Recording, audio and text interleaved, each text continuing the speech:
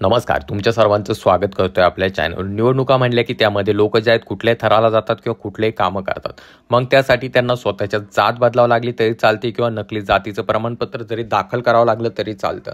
अशीच एक घटना समोर निघून आली आहे। महाराष्ट्रामध्ये एक जागा जी आहे एससी कॅटेगरीसाठी सोडण्यात आली होती। एक मतदारसंघ एससी कॅटेगरीसाठी राखीव ठेवण्यात आलेला होता, परंतु त्या ठिकाणी जे आहे त्या जागेवरती जे आहे ताबा मिळविण्यासाठी किंवा त्या ठिकाणावरून निवडणूक लढविण्यासाठी उद्धव ठाकरे गटाच्या एका आमदाराने स्वतःचं बनावट जात प्रमाणपत्र त्या ठिकाणी जाहीर केलं किंवा त्या ठिकाणी दाखविलं आणि त्यानंतर त्या ठिकाणावरून तिकीट घेत त्या ठिकाणावरून निवडणूक लढविली आणि ती जिंकली देखील। परंतु आता हा संपूर्ण प्रकार समोर आलाय त्या ठिकाणच्या माजी आमदारामुळे। तर नेमकं प्रकरण काय आहे आपण पाहणार आहोत, परंतु तत्पूर्वी तुम्हाला विनंती असेल, चॅनलवर नवीन असाल तर चॅनलला नक्कीच सबस्क्राईब करा। मित्रांनो, गेल्या काही दिवसापूर्वी महाराष्ट्रातील विधानसभा निवडणुका पार पडल्या। त्यामध्ये अनेक पक्षांनी उमेदवार दिले होते, परंतु उद्धव ठाकरे गटाकडनं जे आहे उमरगा या ठिकाणावरून एक उमेदवार देण्यात आलेला होता।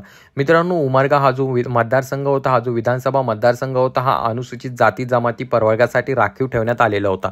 म्हणजे एससी कॅटेगरीसाठी हा राखीव ठेवण्यात आलेला होता। परंतु या ठिकाणावरून जे आहे उद्धव ठाकरे यांच्याकडनं जे आहे आमदार प्रवीण स्वामी यांना त्या ठिकाणावरून उमेदवारी देण्यात आलेली होती आणि त्यांनी त्या ठिकाणी निवडणूक लढविण्यासाठी बनावट जातीचं प्रमाणपत्र जे आहे जाहीर केल्याचं किंवा त्या ठिकाणी दाखल केल्याचं बोललं जात आहे। अशा प्रकारची त्यांच्या विरोधात तक्रार जी आहे शिवसेना म्हणजेच एकनाथ शिंदे गटाचे जे उपनेते आहेत ज्ञानराज चौगुले यांनी छत्रपती संभाजीनगर खंडपीठात याचिका दाखल केलेली आहे।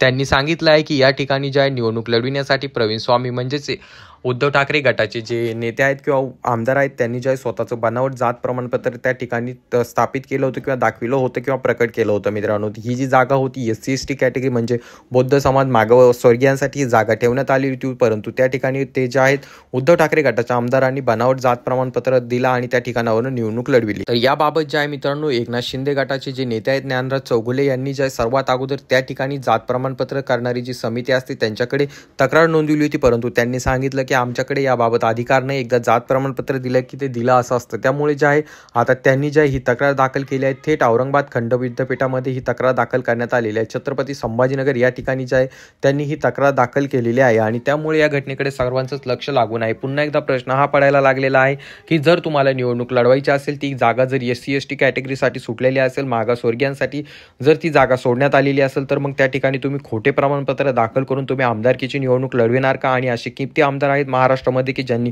स्वतःची जात लपविली किंवा एससी कॅटेगरीचं त्या ठिकाणी प्रमाणपत्र जाहीर केलेत आणि त्यानंतर त्या ठिकाणावर निवडणूक लढविली, त्या सर्वांची पुन्हा एकदा तपासणी व्हावी अशी मागणी देखील केली जात आहे।